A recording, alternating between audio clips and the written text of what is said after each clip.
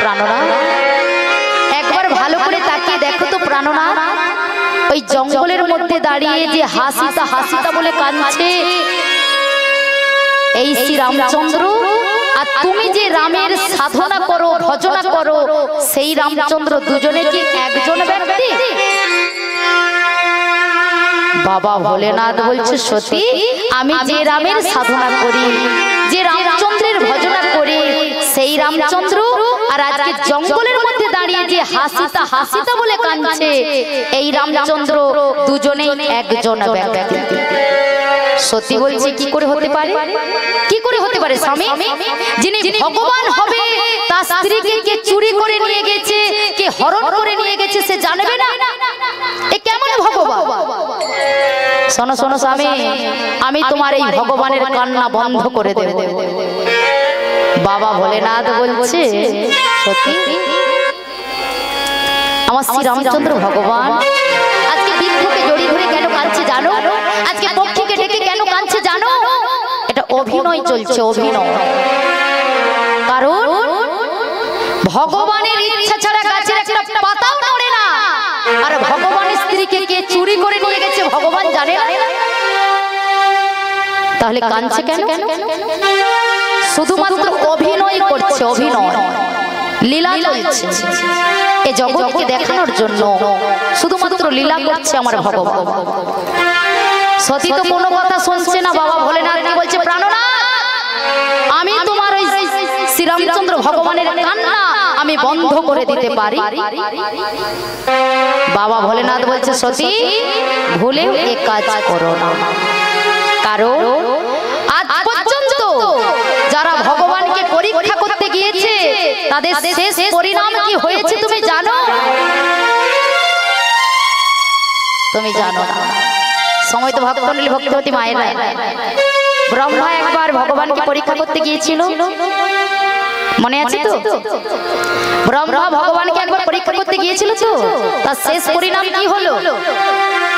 যবনের ঘরে জন্ম, যে লীলাটা আপনারা আস্বাদন করেন ভক্ত হরিদাস, সেই ব্রহ্মা ভগবানকে পরীক্ষা করতে গিয়েছিল, তার শেষ পরিণাম যবনের ঘরে জন্ম হয়েছে। তাই বাবা ভোলেনাথ সতীকে মনে করে দিচ্ছে সতী ভগবানকে পরীক্ষা করতে যেও না, ভগবানকে যারা পরীক্ষা করতে যায় তার শেষ পরিণাম বিপদ হতে পারে। আমার সতী তো কোনো কথা শুনছে না। সতী যেদিন কোনো কথা শুনছে না, আমি তোমার ভগবানের কান্না বন্ধ করে দেব। বারবার যখন এই কথা বলছে বাবা ভোলেনাথ বলছে সতী তুমি মন দিয়ে শোনো, ভগবানের অনুমতি ছাড়া ভগবানের স্ত্রীকে কেউ চুরি করতে পারতো না। শ্রীরামচন্দ্র ভগবানের অনুমতি ছিল, তাই সীতাকে হরণ করে নিয়ে গেছে আমার রাবণ রাজা।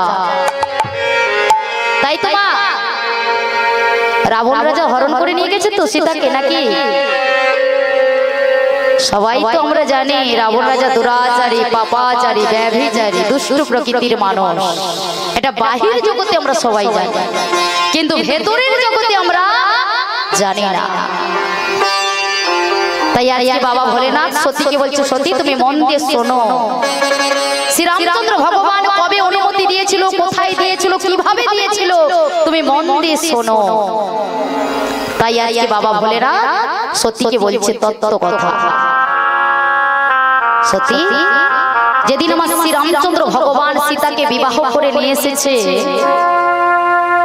রাজা দশরথের গৃহে, ওমা একদিন হলো, দুদিন হলো, 3 দিন হলো কিছু সেবা করছে না এবং জল গ্রহণ করছে না। রাজা দশরথের করণে এলেন।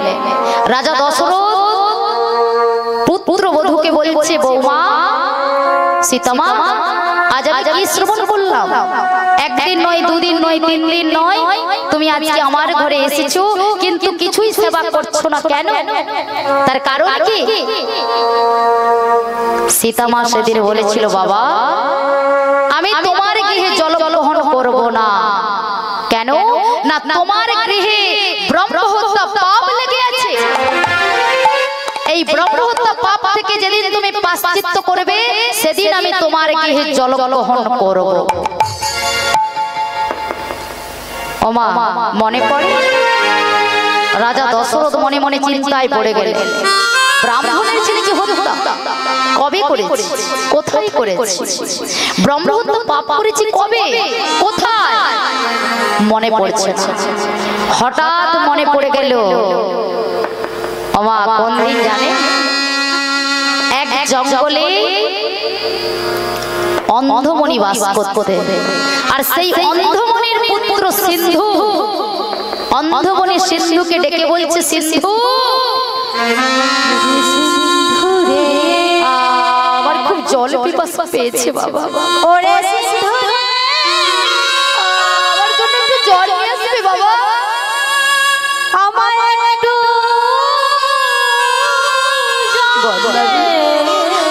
আমার জন্য একটু জল নিয়ে আসবে। ওরে সিন্ধু সিন্ধু বলে বললে, বাবা তুমি এই বৃক্ষ তলায় বসো, আমি তোমার জন্য জল নিয়ে আসতে যাচ্ছি। তাই মা গো, তাই সেই অন্ধমণির পুত্র সিন্ধু আজকে সমুদ্রে জলের জন্য গিয়েছে। আর এদিকে আমার রাজা দশরথ তিনিও মৃগয়া শিকার করতে গিয়েছে, অর্থাৎ হরিণকে শিকার করতে গিয়েছে। তাই সিন্ধু যেই জলের কলসিটা সমুদ্রে ডুবিয়েছে, ওমা যখন আমরা জলের কলসিটা জল নেওয়ার জন্য ডুবানো হয়, একটি শব্দ হয় তো নাকি, ঘট ঘট করে একটি শব্দ হয়। তাই সিন্ধু যেই জলের কলসিটা ডুবিয়েছে একটা ঘট ঘট করে শব্দ হচ্ছে। আর এই শব্দটা পেয়ে রাজা দশরথ মনে করছে যে হরিণ বোধহয় জল পান করছে, আর হরিণ মনে করে শব্দভেদী বাণ নিক্ষেপ করে দিলেন। যেই নিক্ষেপ করে দিলে সিন্ধুর বুকে গিয়ে লাগছে। সিন্ধু চিৎকার করে বলছে, বাঁচা আমার পিতা, কেউ কোথাও আছো গো আমার পিতা,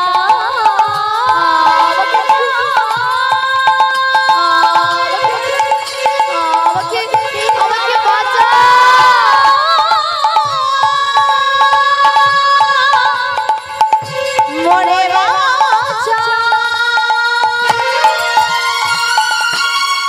যেই বাঁচাও বাঁচাও বলছে, রাজা দশরথ মনে চিন্তা করছে যে আমি কি ভুল করেছি, এ তো শিশুর শব্দ শোনা যাচ্ছে। সঙ্গে সঙ্গে রাজা দশরথ এসে সেই শিশুকে কোলে তুলেছে। বাবা আমি বড় ভুল করেছি, আমি না জেনে বড় ভুল করেছি, আমাকে ক্ষমা করো বাবা। সিন্ধু বলে উঠলেন, মহারাজ আমায় কথা দাও, আমার অন্ধ পিতাকে একটু জল দিয়ে আসবে, আমার প্রাণ থাকতে থাকতে একটু কথা দাও মহারাজ, আমার সেই অন্ধ পিতাকে একটু জল দিয়ে আসবে। যেই রাজা দশরথের কোলে সিন্ধু প্রাণ ত্যাগ করল। আর যেই প্রাণ ত্যাগ করলেন, রাজা দশরথ এক পা দু পা করে যাচ্ছে সেই জঙ্গলের মধ্যে। আর রাজা দশরথের চরণের শব্দটা পেয়ে অন্ধমণি তো কিছু দেখতে পাচ্ছে না, এই শব্দটা পেয়ে মনে মনে ভাবছে আমার পুত্র সিন্ধু এসেছে। সিন্ধু কোথায় রে বাবা? সিন্ধু এসেছে, কথা বলছিস না কেন সিন্ধু? ওরে খোকা রে সিন্ধু, ওরে খোকা একবার কথা বল না সিন্ধু।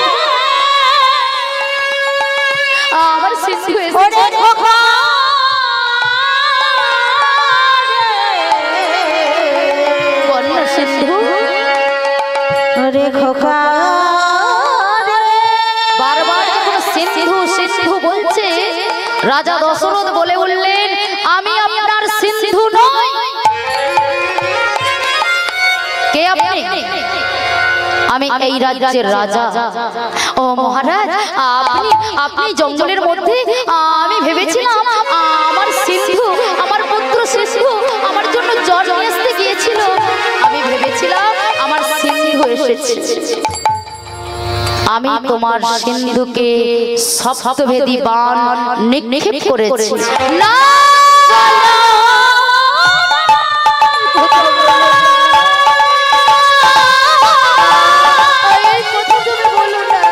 বলো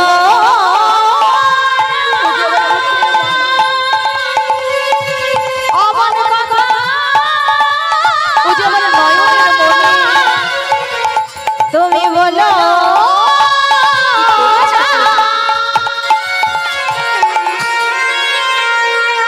কি করেছো তুমি?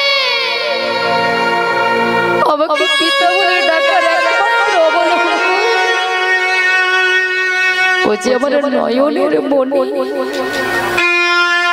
ও যে আমার বুকের মানে।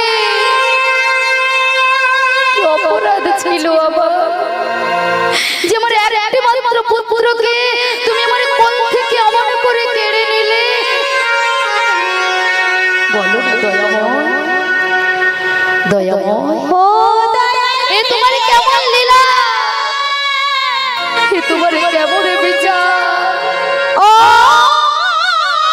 দয়াল রে তুমি কখনো কারে হাসা, কখনো বা কারে কাঁদা। ও দয়াল রে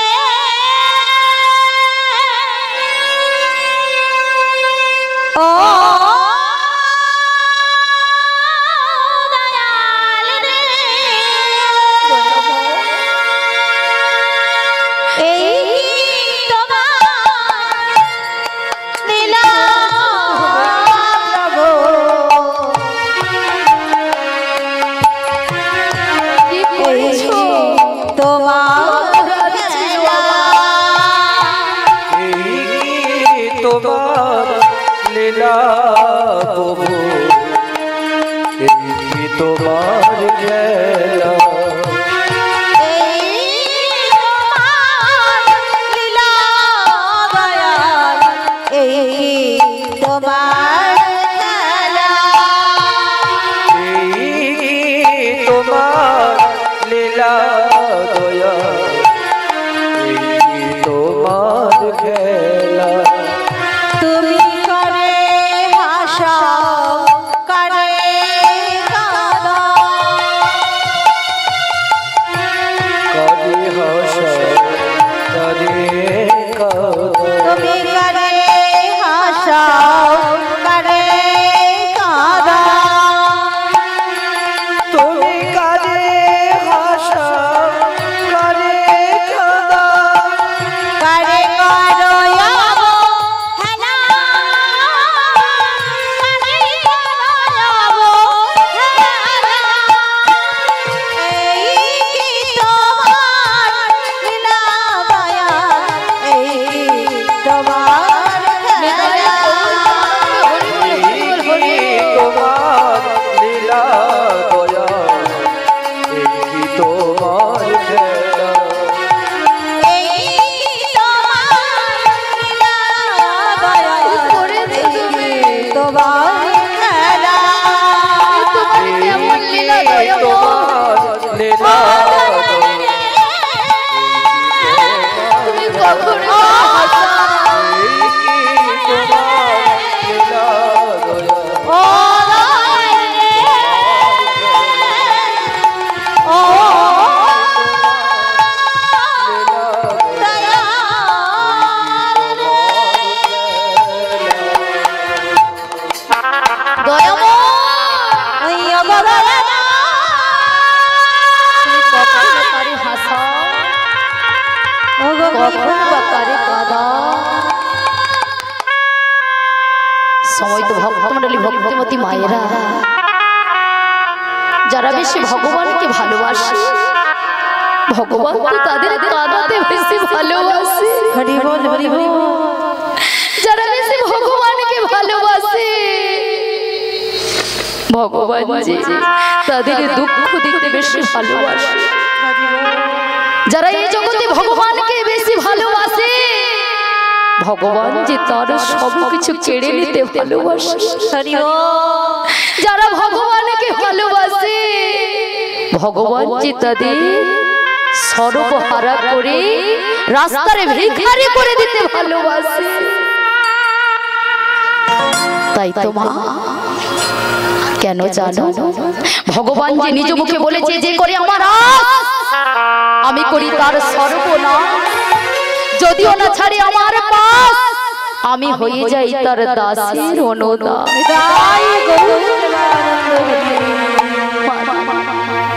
যদি ভগবানকে ভালোবাসো ভগবানের কাছে তোমাকে যেতে হবে না। যদি কেউ মন প্রান্তে ভগবানকে ভালোবাসে ভগবান যে প্রান্তে থাকুক না কেন ছুটে আসে সেই ভক্তির কাছে। নিতাই গৌর প্রেমানন্দে হরি হরি। অন্ধমণি বলে উঠলে রাজা দশরথ তুমি শুনে নাও, আজকে যেমন আমি পুত্রকে হারিয়ে পুত্র হারা শোক পুত্র হারা যন্ত্রণা না সহ্য করতে পেরে যেমন আমার মৃত্যু হবে, আমিও তোমাকে অভিসম্পদ করলাম আমার মতো তোমাকেও একদিন পুত্রকে হারিয়ে পুত্র হারানো যন্ত্রণা না ভুলতে পেরে আমার মতো তোমারও একদিন মৃত্যু হবে, মৃত্যু হবে।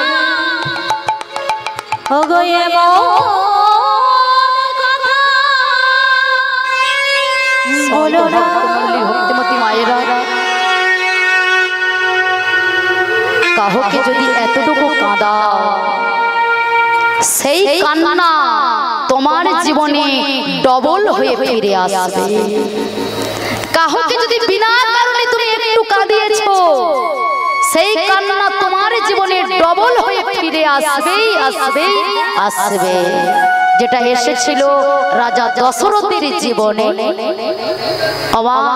সেই অন্ধমণি যে অভিসম্পদ করেছিল তাই রাজা দশরথকেও মৃত্যুবরণ করতে হয়েছিল। কবে না যেদিন রামচন্দ্র 14 বছরের জন্য বনবাসে চলে গিয়েছিল রাজা দশরথ সেই পুত্রকে হারিয়ে পুত্র হারানো যন্ত্রণা পুত্র হারানো বেদনা না ভুলতে পেরে মৃত্যুবরণ করেছিল। নিতাই গৌর প্রেমানন্দে হরি হরি। কাঁদালে কাঁদিতে হবে এ কথা কখনো মিথ্যা নয়। কাহকে যদি কাঁদাও সেই কান্না তোমার জীবনে ডবল হয়ে ফিরে আসবে। জয় রাধা। সময় তো ভক্তমণ্ডলী ভক্তিমতী মায়েরা তাই রাজা দশরথের মনে পড়লো এই দিনের কথা। কোন দিন? যে আমি সিন্ধুমণিকে হত্যা করেছি, অন্ধমণির পুত্র সিন্ধুকে আমি হত্যা করেছি। তাই পুত্রবধূর সামনে বললেন বৌমা আজ আমার মনে পড়েছে আমি ব্রাহ্মণের ছেলেকে হত্যা করেছি। তাহলে বলো বলো বৌমা আমি ব্রহ্ম হত্যা পাপ থেকে প্রায়শ্চিত্ত করব কেমন করে? তুমি বলে দাও আমি যে ব্রহ্ম হত্যা পাপ করেছি সেই ব্রহ্ম হত্যা পাপ থেকে প্রায়শ্চিত্ত কেমন করে করব? সঙ্গে সঙ্গে সীতা বললেন শোনো বাবা এই ব্রহ্ম হত্যা পাপ থেকে প্রায়শ্চিত্ত তখনই হবে যদি তুমি কোনো সাত্ত্বিক ব্রাহ্মণকে নিয়ে এসে আমার গৃহে সেবা দিতে পারো। সাত্ত্বিক ব্রাহ্মণ কাকে বল?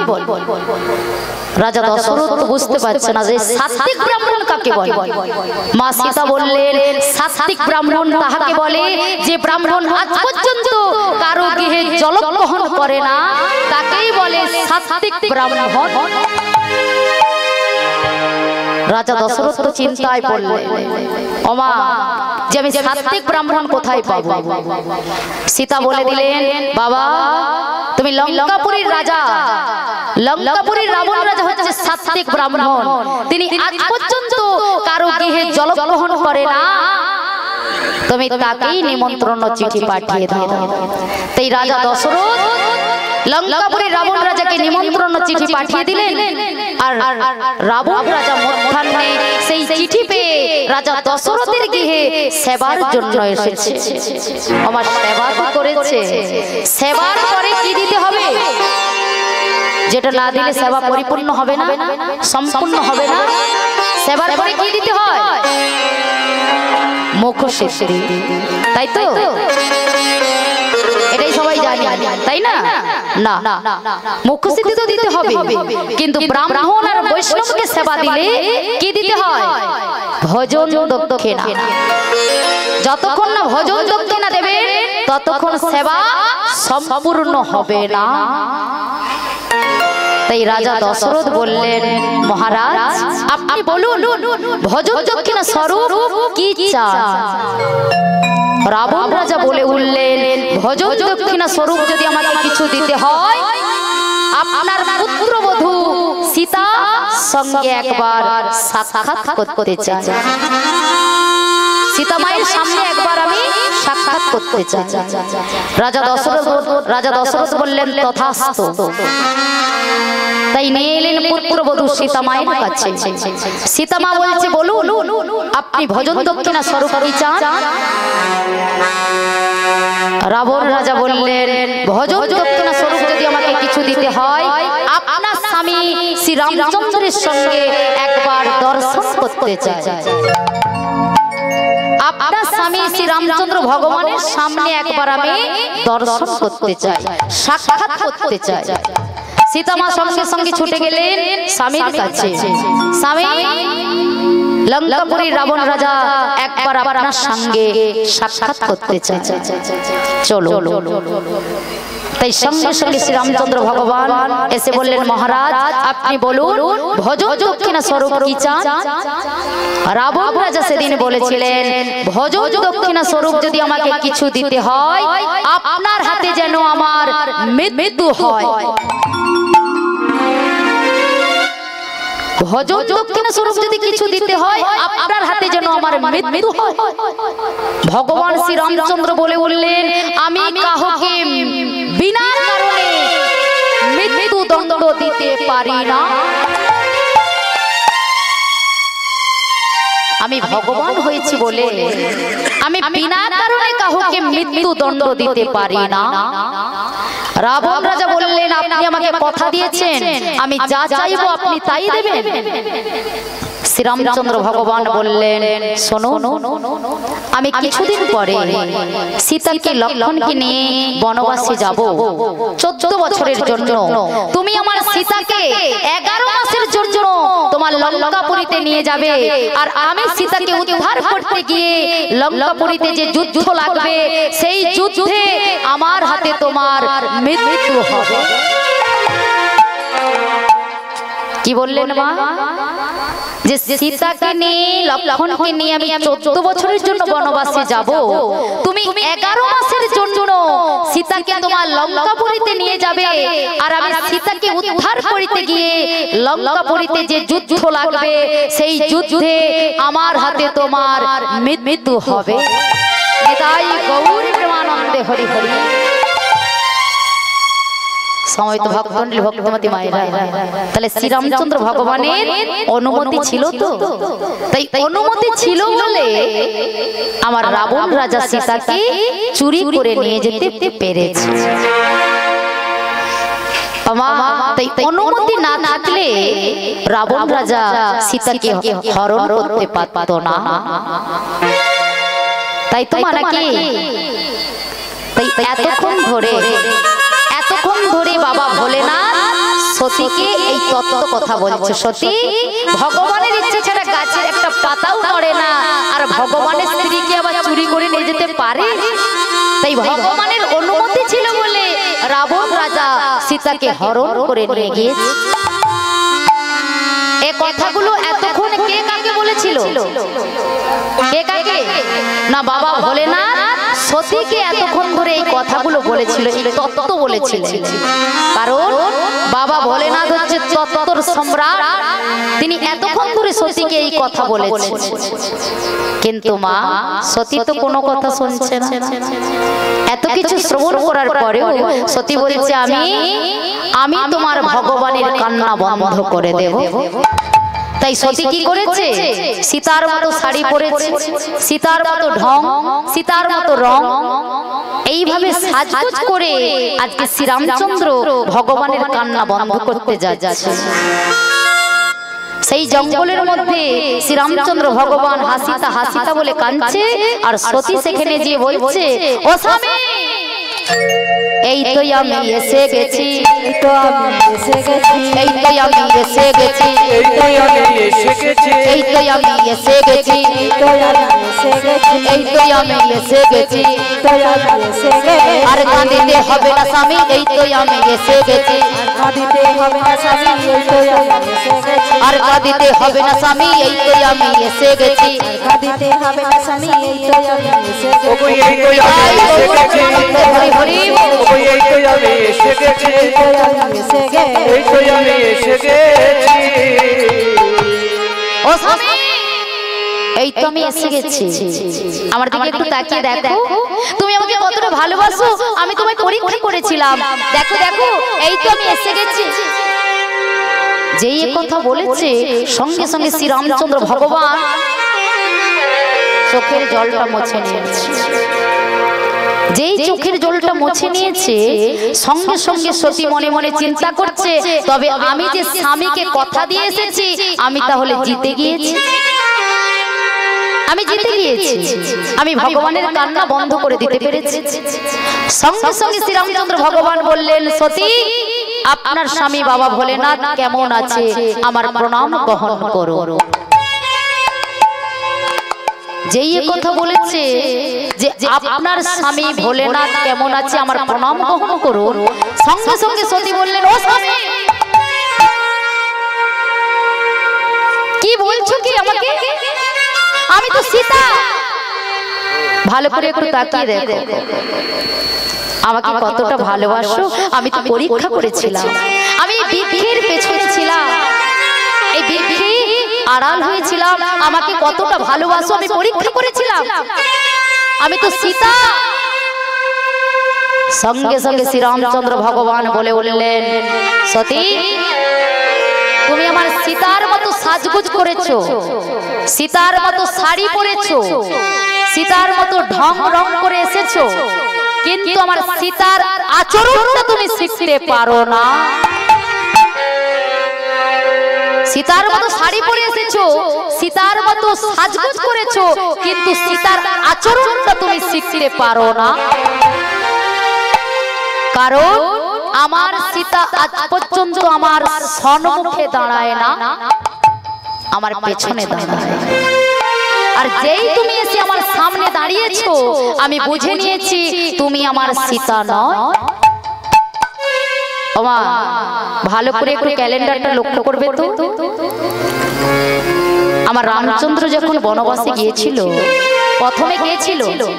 লক্ষ্মণ, তারপরে কে ছিল? সীতা, তারপরে কে ছিল? শ্রীরামচন্দ্র ভগবান। ওদিক থেকে যখন তাকিয়ে দেখবে আগে রয়েছে কে? শ্রীরামচন্দ্র ভগবান, তারপরে রয়েছে সীতা, তারপরে রয়েছে লক্ষ্মণ। তাই শ্রীরামচন্দ্র ভগবান সতীকে বোঝাচ্ছে, সতী শোনো, লক্ষ্মণ হচ্ছে আমার গুরু, তারপরে হয়েছে আমার সীতা অর্থাৎ ভক্তি, তারপরে আমি ভগবান। আগে গুরুচরণ আশ্রয় করো, গুরুচরণ আশ্রয় করলে ভক্তি আসবে, আর ভক্তি আসলে তারপরে ভগবানকে পাবে। সময় তো ভক্তমণ্ডলী ভক্তিমতী মায়েরা, আমার শ্রীরামচন্দ্র ভগবান কি বলছে সতীকে, যে লক্ষ্মণ হচ্ছে আমার গুরু, সীতা হচ্ছে আমার ভক্তি, তারপরে আমি ভগবান। তাই গুরুচরণ আশ্রয় হয়েছে তো। এই যে আমার ভাইরা বসেছো, গুরুচরণ আশ্রয় করেছো? করেন না কেন? গুরুচরণ আশ্রয় না করলেই মানব জন্ম সার্থক হবে না। গুরু ছাড়ি গোবিন্দ ভজে সে জীব নরকে মজে। গুরুকে ছেড়ে যদি কেউ হা গোবিন্দ বলে ডাকে, গোবিন্দের ছাড়া কখনো পাবে না। ভগবান নিজে বললেন, মৃত্যুর আগের দিন পর্যন্ত কেউ যদি গুরুচরণ আশ্রয় করতে পারে, তার মানব জন্ম সার্থক হয়ে যাবে। তাই গুরুচরণ আশ্রয় করতে হবে। এই গো শব্দের অর্থ হচ্ছে অন্ধকার, আর রূপ শব্দের অর্থ হচ্ছে আলো। যিনি অন্ধকার থেকে আলোর পথে নিয়ে আসেন, তিনি হচ্ছে আমাদের কাছে গুরুদেব। তাই সবাই মিলে আমরা সেই গুরুদেবের চরণে একবার শরণ নেব তো নাকি? তাই সবাই মিলে বলবো কি, দিন তোর আনন্দে যাবে ভজলে গুরু না, গুরু ব্রহ্মা গুরু বিষ্ণু গুরু ভগবান। দিন ধরে আনন্দে যাবে, সবাই মিলে একসাথে করো তালি দিয়ে, গুরু না, গুরু ব্রহ্মা গুরু বিষ্ণু গুরু ভগবান। তোর আনন্দে যাবে ভজরে গুরু না, ভজরে গুরু না, গুরু ব্রহ্মা গুরু বিষ্ণু গুরু ভগবান। দিন ধরে আনন্দে যাবে গুরু না, গুরু না, গুরু ব্রহ্মা গুরু বিষ্ণু গুরু ভগবান। তোর আনন্দে যাবে ভজরে গুরু না, ভজরে গুরু না, গুরু ব্রহ্মা গুরু বিষ্ণু গুরু ভগবান। সবাই মিলে করো তালি দিয়ে।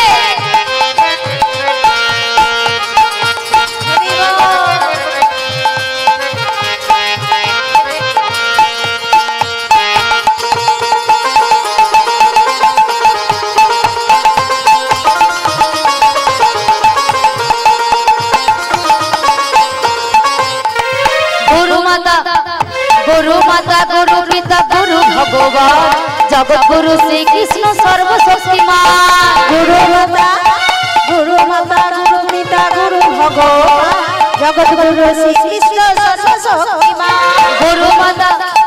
गुरु माता गुरु पिता गुरु भगवान, जगत गुरु श्री कृष्ण सर्वशक्तिमान। गुरु पिता गुरु भगवान, जगत गुरु श्री कृष्ण सर्वशक्तिमान। धरे आनंद जावे गुरु ना, गुरु ना, गुरु ब्रह्मा गुरु विष्णु गुरु भगवान। তোর আনন্দে যাবে ভজরে গুরু না, ভজরে গুরু না, গুরু ব্রহ্মা গুরু বিষ্ণু গুরু ভগবান। गुरु ब्रह्मा गुरु विष्णु गुरु भगवान। निताय हरि बोल हरि बोल हरि बोल। ब्रह्मा गुरु विष्णु गुरु भगवान। गुरु ब्रह्मा गुरु विष्णु निताय गुरु भगवान। जय जय श्री गुरुदेवेर जय, जय जय श्री गुरुदेवेर जय, जय जय श्री गुरुदेवेर जय। निताई गौर प्रेमानंदे हरि हरि। আজকে সত্যি ছুটতে আজকে এসেছে কৈলাসে। ওমা সবে বাবা ভোলেনাথের বাম দিকে বসবে করছে, আর সঙ্গে সঙ্গে বাবা ভোলেনাথ আসনটা তুলে ডান দিকে করে দিয়েছে। সত্যি বলছে প্রাণনা, কি করেছো তুমি? আমার বাম দিকের আসনটা তুমি ডান দিকে করে দিয়েছো কেন? বাবা ভোলেনাথ বলছে সতী,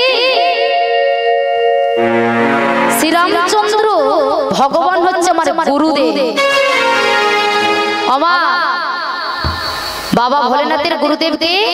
শ্রীরামচন্দ্র। শ্রীরামচন্দ্র ভগবান হচ্ছে বাবা ভোলেনাথের গুরুদেব। তাই ভোলেনাথ বলছে সতী, শ্রীরামচন্দ্র ভগবান হচ্ছে আমার গুরুদেব, আর তুমি আমার গুরু পত্নীর রূপ ধারণ করেছো। অর্থাৎ আজ থেকে তো তুমি আমার গুরু মা হয়ে গিয়েছো, তাই না? তাহলে আজ থেকে তুমি আমার গুরু মা হয়ে গিয়েছো। আজ থেকে আমার বাম দিকে বসার অধিকার তোমার নাই, কারণ একটি পুরুষের বাম দিকে বসার অধিকার শুধুমাত্র তার স্ত্রীর, অন্য কারণ নয়। ডান দিকে বসবে বাবা মা ভাই বোন আত্মীয় স্বজন, আর বাম দিকে বসার অধিকার শুধুমাত্র আছে তার স্ত্রী। বাবা ভোলেনাথ বলছে সতী, আজ থেকে তুমি আমার বাম দিকে বসার অধিকার থেকে বঞ্চিত হয়ে গিয়েছো, কারণ তুমি গুরু মায়ের রূপ ধারণ করেছো। আজ থেকে আমি তোমাকে আমার বাম দিকে বসতে দিতে পারি না, কারণ তোমার এই মনের মধ্যে অনেক ময়লা জমে গেছে। সত্যি এ মনে বাবলা গাছে ক্রস লেগেছে, এ মনে বাবলা গাছের ক্রস লেগেছে, গুরু ধুয়ে দাও গান সাবানে, গুরু আমার মনের ময়লা যাবে কেমনে, গুরু আমার মনের ময়লা যাবে কেমনে। এ মনে বাবলা এই মনের সাথে তোমার বাবলা গাছের ক্রস লেগেছে, এ মনে বাবলা গাছের ক্রস লেগেছে, গুরু আমার ধুইয়ে দাও জ্ঞান সাবানে, জ্ঞান সাবানে, জ্ঞান সাবানে, গুরু আমার মনের ময়লা যাবে কেমনে, গুরু আমার মনের ময়লা যাবে কেমনে।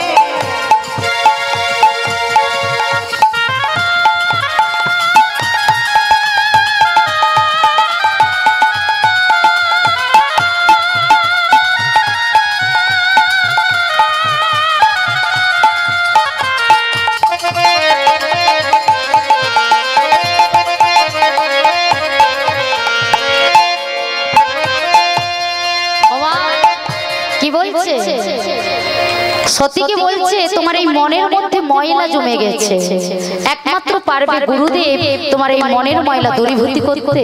তাই মহাজন বললেন যদি অন্য ময়লা হয় ধোয়া মোছা যায়, মনের ময়লা বড় ময়লা ধোয়া নাহি যায়, হায় হায় ধোয়া নাহি যায়। যদি অন্য ময়লা হয় ধোয়া মোছা যায়, মনের ময়লা বড় ময়লা ধোয়া নাহি যায়, ও ভাই ধোয়া নাহি যায়। যদি অন্য ময়লা হয় ধোয়া মোছা যায়, মনের ময়লা বড় ময়লা ধোয়া নাহি যায়, হায় হায় ধোয়া নাহি যায়। যদি অন্য ময়লা হয় ধোয়া মোছা যায়, মনের ময়লা বড় ময়লা ধোয়া নাহি যায়, ও ভাই ধোয়া নাহি যায়। জয় রাধা। ও মা, এই জামাতে যদি ময়লা লেগে যায়, কোনো দাগ লেগে যায়, বাজার থেকে আমরা দামি দামি সাবান নিয়ে এসে এই দাগ কিন্তু মুছে দিতে পারি, পারি তো? কিন্তু এই মনের মধ্যে যদি ময়লা জমে যায়, এই ময়লা কিন্তু বাজার থেকে দামি দামি সাবান নিয়ে এসেও মুছে দিতে পারবো না, ধুয়ে দিতে পারবো না, পারবো কি? তাই এই মনের ময়লা একমাত্র দূরীভূত করতে পারে আমার গুরুদেব।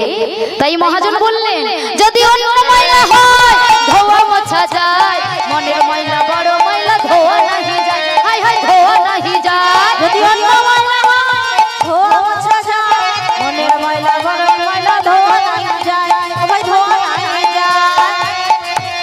তার মুখখানি হয়েছে জন্ম, তার মূর্ধমে হয়েছে জন্ম, ও তার মুখখানি হয়েছে জন্ম, মূর্ধমে হয়েছে জন্ম, কথা কই কই সে তো শোনে না, গুরু আমার মনের ময়লা যাবে কেমনে, গুরু আমার মনের ময়লা যাবে কেমনে, গুরু আমার মনের ময়লা যাবে কেমনে, গুরু আমার মনের ময়লা যাবে কেমনে, দয়াল গুরু গো, গুরু আমার মনের ময়লা যাবে কেমনে, গুরু আমার মনের ময়লা যাবে কেমনে, গুরু দয়াল গুরু, আমার মনের ময়লা যাবে কেমনে, নিতাই গৌর প্রেমানন্দে হরি বল হরি বল হরি বল। ময়লা যাবে কেমনে, গুরু রামা গুরু আমার মনের ময়লা যাবে কেমনে, মনের ময়লা যাবে কেমনে। সময় তো ভক্তনীল ভক্তিমতী মায়েরা, এতক্ষণ আমরা সতীর আর বাবা ভোলেনাথের তত্ত্ব শ্রবণ করলাম।